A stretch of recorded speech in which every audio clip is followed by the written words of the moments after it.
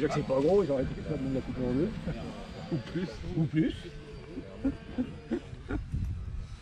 Bon, on se retrouve pour parler des radios un peu là. Hey. Savoir ce qu'on peut choisir. Pourquoi? Pourquoi quelle marque? Pourquoi une autre marque? Il y a les timides dans le fond. Alors, vous voyez les mecs qui sont dans le fond, c'est ceux qui sont censés défendre les Taranis. Bon, nous au club on appelle ça Taranus. Bon, on vous expliquera pas pourquoi. Hein? Alors, l'idée c'est de vous montrer quelle radio est adaptée à quel genre de machine ou de type de vol. Par exemple, moi, on pourrait parler déjà de celle-là, la T12, parce que je crois que c'est l'un des modèles les plus intéressants qu'il y a dans le groupe, mine de rien, malgré la petite tronche qu'elle a de jouets. Elle a un truc qui est sympa, c'est que elle est multi-protocole. Elle est multi-protocole. En fait, elle remplace toutes les radios chinoises. Donc tout ce qui est sur la rangée ici. Voilà. Même celle-ci. Hein, je crois qu'elle fait même du fût tabac. Elle fait certains protocoles fût tabac, donc c'est intéressant. Alors l'avantage c'est qu'il y a ce module derrière qu'on peut changer et on peut piloter beaucoup de machines, beaucoup de protocoles différents. On peut même mettre du crossfire. Si on a envie d'aller un peu plus loin, ça vient se mettre derrière. Les joysticks sont à effet Hall, donc on a une tenue qui est correcte. Elle est toute petite, il faut s'habituer. Voilà. Mais l'avantage c'est qu'on peut partir avec la sacoche en balade. Ça correspond à des petites machines parce qu'elle est petite, mais on peut piloter des plus grosses machines sans aucun problème. Voilà. Et on est sur un tarif qui est vachement intéressant, je crois, c'est aux alentours d'une centaine d'euros. Ouais, on a moins de 100 € et puis on est sur OpenTX comme les Taranis. Taranis, exact. Alors, ensuite on a la T9. Hey. Donc la T9. On a eu l'occasion d'avoir un test de portée avec, c'est intéressant. C'est pour le coup. Pourquoi la T9? C'est ça la question qu'il faut se poser. Pourquoi la T9? Pourquoi je choisirais la T9? Pourquoi? Déjà, vu que je suis radin, c'était le prix. Premier choix. Mais j'ai pas regretté. Pourquoi? Parce qu'avec cet appareil-là, on peut piloter, que ce soit un drone, planeur, même des bateaux. Pour dire, tout est préconfiguré. On peut modifier pas mal de pièces, de paramétrage en fonction des modèles. Elle a une portée assez longue vu qu'elle a dû faire plus d'un kilomètre. Écran couleur. Alors je ne vois pas particulièrement des points négatifs.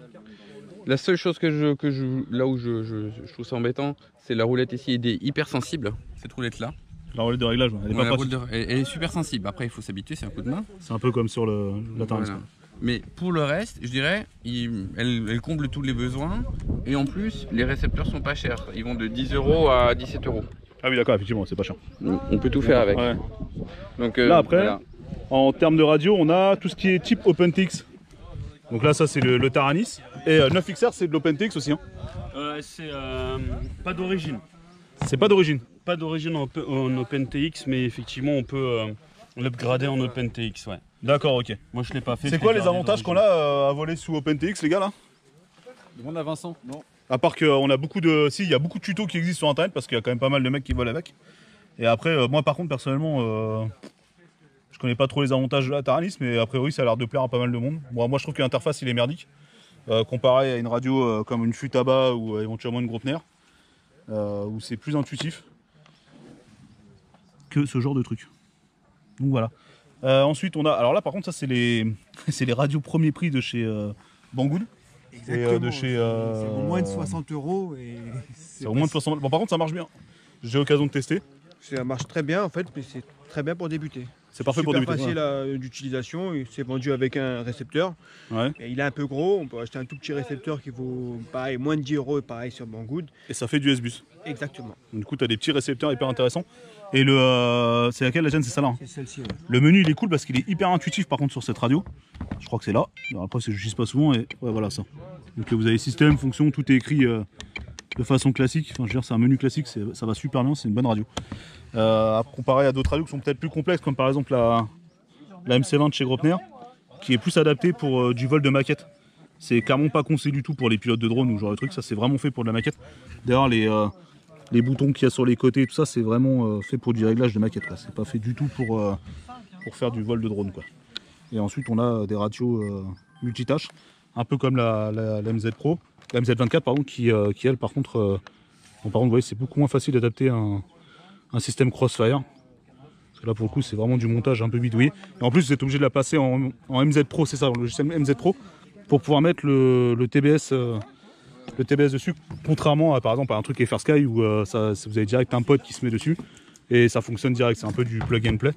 Ça va tout seul quoi. Ensuite, on peut parler aussi de Spectrum. Alors moi, Spectrum, j'ai pas de super bons retours perso parce qu'il y avait des soucis de protocole. Alors, par contre, toi, t'as pas la même expérience que moi, si je comprends bien. T'en es plutôt content? Oui, ça marche bien. Après, à Bindé, tout ce qui est appareil de chez eFlight, Horizon Hobby, Park Zone, tout ça. Après, les menus dedans, c'est assez simple en fait. Hein. On peut configurer plein de modèles différents. Après, on peut choisir voilà, différents modèles que l'on rentre. Après, on choisit. Il y a différentes courbes, le dual rate, tous. Sauf qu'on est obligé vraiment d'avoir les récepteurs spécifiques de chez Spectrum et qui ne sont pas donnés. Ouais, d'accord. Donc le mieux, quand on veut, on achète plutôt un modèle prêt à binder. Et voilà, ça perd facilement là-dessus. Et on rentre les différentes courbes, les différents inters, les switches que l'on peut appairer directement. En fait, l'avantage de celle-ci, là, les nouvelles DX, c'est qu'avant, enfin maintenant, dès on veut appairer un switch, il suffit juste de le basculer. D'accord. Et après, il appaire sur ce qu'on veut. Donc on choisit, par exemple, sur un arrêt moteur, on bascule un switch et il sera affecté sur l'arrêt moteur. Contrairement à avant où il fallait aller le chercher et dire on mettait ça. D'accord, ok. Donc ils ont facilité un peu l'interface du logiciel. Mais c'est pas bon. Ouais, donc il y a une facilité aussi chez Spectrum pour tout ce qui est BSX et tout ça, pour le vol d'hélico. Donc tout ce qui est gyroscopique et tout ça, il y a des facilités intéressantes, tout comme d'ailleurs la Futaba, qui présente des facilités aussi pour le vol d'hélicoptère. Et la Futaba aussi, un truc sympa, c'est que vous avez une facilité d'adaptation pour le Crossfire ou des modules externes. Donc c'est plutôt pratique. Et évidemment l'interface connue de chez Futaba qui est relativement simple à utiliser. Donc après vraiment c'est par rapport à ce que vous avez besoin et en termes de budget vous allez devoir adapter votre achat de radio. Il existe tous les budgets, il existe tous les types de radios. Bon évidemment. Excusez-moi, hein, je prends ma Taranis parce que nous on est les seuls à voler. Les autres ils aiment bien regarder leur radio mais nous on s'en sert. En tout cas pour revenir sur le Flat Sky, aussi. Donc en fait vous pouvez ajouter un adaptateur et là-dessus il y a des simulateurs sur internet. Donc pour moins de 50 €, on peut bien débuter le drone. Ouais d'accord, donc du coup c'est un petit budget avec un petit dongle. Okay, pareil, 10 € sur Banggood. Ok, donc ouais en gros ça fait pour moins de 100 balles, tu as un simulateur, une radio qui a la possibilité de t'entraîner et d'utiliser sur un terrain quoi. C'est ça. Bon, moi après perso, mon coup de cœur ça serait cette petite radio. Si je devais investir aujourd'hui dans une radio, je prendrais celle-ci parce qu'elle est cool, elle fait multi-protocole, elle a vraiment de bons atouts. Après ça pour la maquette et ça pour l'hélico. Ça non, bon, ça après c'est votre choix. Et ça non plus, mais bon ça aussi c'est votre choix. Allez bonne journée à tous.